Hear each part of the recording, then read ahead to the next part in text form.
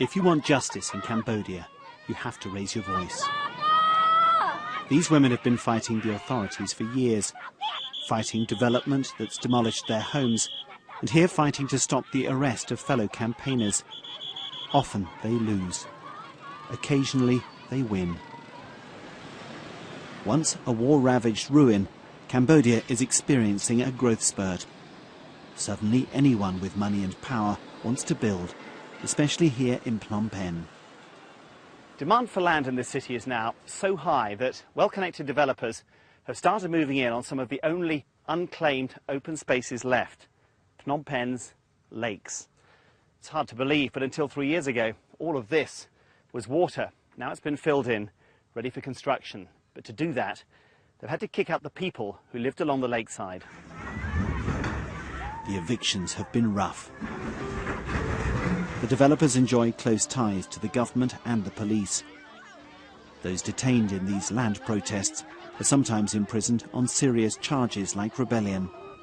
In Cambodia, people who are active or commit to the street, it means that they accept to die, accept to jail.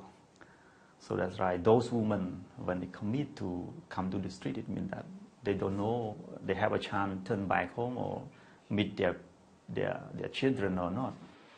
But their tenacity and courage have won them some concessions.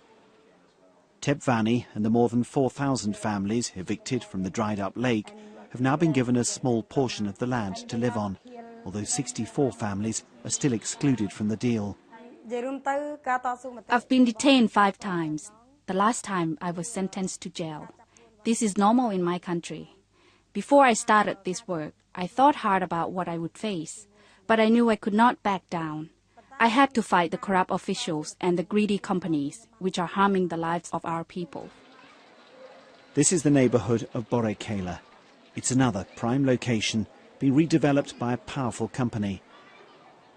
It got the deal by promising to build apartments for all of the residents displaced by its project, but stopped before completing the last 2 blocks.